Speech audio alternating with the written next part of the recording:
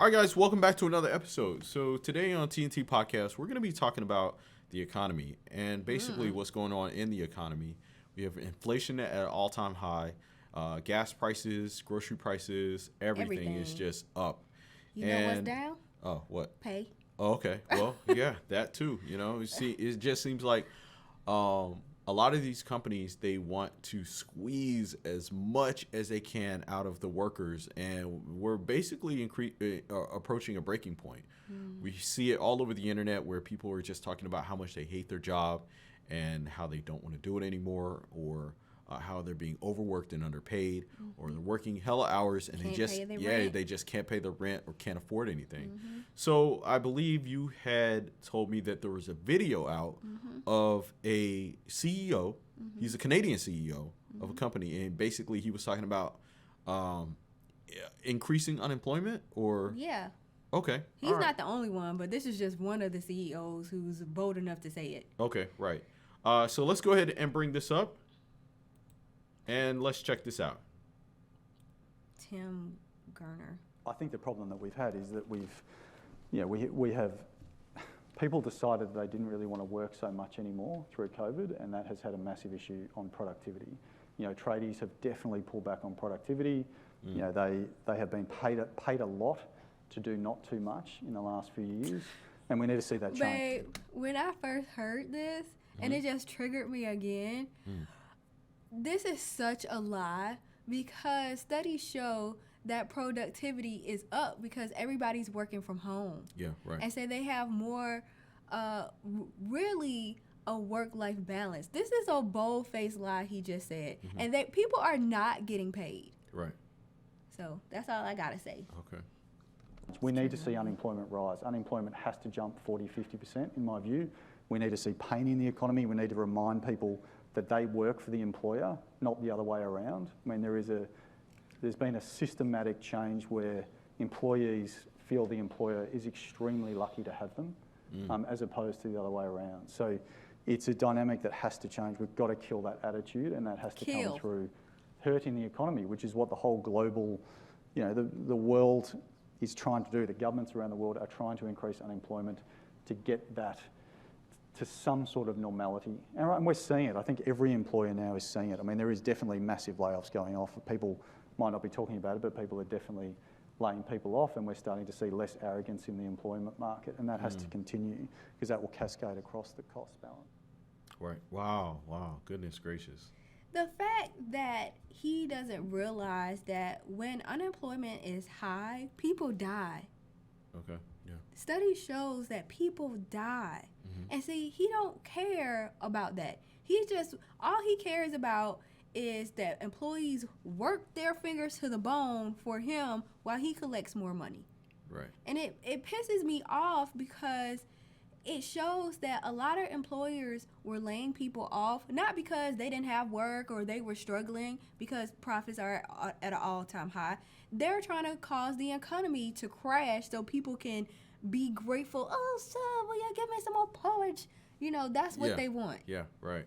Aside from that, it's cutting costs, because laying off employees allows them to not only drive unemployment, but also when they decide to rehire employees, they can pay them less. So if you, and that goes for like people that were approaching a retirement, if you force people in retirement, or if you lay off your higher paying employees, you can rehire employees that are making half the money. Yep. And then you could get two employees you pay $70,000 instead of having that one employee that you pay $140. Right. It just pisses me off, because I felt the effects of this my whole career. I remember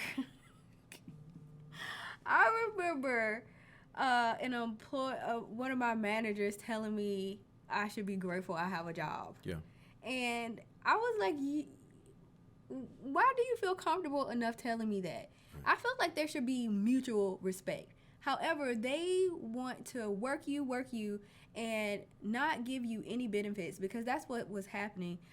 It was a job where it was part-time, but it needed to be full-time. So they wanted Right. me to do full-time work and part-time, so they wouldn't give me any insurance and just not any Yeah. benefits at all. A lot of these companies out here are very crafty when it comes Yeah. to things like that, because they want to cut employee hours so they don't have to pay insurance or overtime or things of that nature. But a reckoning definitely happened during COVID It when sure did. people Quiet decided quitting. right, people started quiet quitting, and they decided to make a decision to make a career jump because they weren't feeling valued. And then of course after COVID, when companies did start hiring and trying to change the mindset of employees or try to get them back in the office, people start focusing on things like loyalty. And what you didn't find was loyalty within the company. Right. You want us to be loyal to you and work for you, but you're not loyal to us. You won't Right. give us benefits, but then you'll lay us off at the drop of a dime. And then, but you want a 2 weeks notice. Right. Yeah. Yeah, so this definitely triggers me. It lets me know that there is a real wage war going on, and there is a war between just, what is it called? What, elitism? Yeah. Classism? Classism. I mean, yeah, absolutely. Because Classism. even with this Yes. this CEO from this Canadian company, he is of that elite, business elite, Yep. CEO of a company where he's speaking from a top-down perspective. We need to get these employees back In on the line. job. We need to get them in line and blah blah blah. don't care And if you die. you know, and he's right. There is an arrogance that's in the air with employees who don't feel valued, and I don't think that's arrogance at all. well, I feel like it's knowing your worth. well, it is knowing your worth, but at the same time, it's an overall attitude, because you have people who aren't valuable employees or individuals within the company, and they still have that.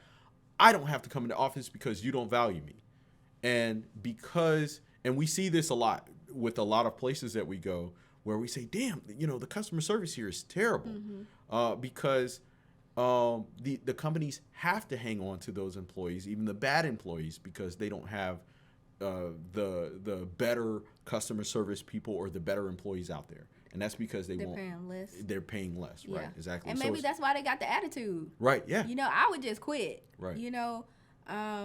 But I learned my value, and I decided I wasn't gonna take no crap. And I did get laid off during the pandemic, and it was just such craziness and just bad, evil stuff going on at the job. And I actually became grateful that it happened, because I was stressed out every day.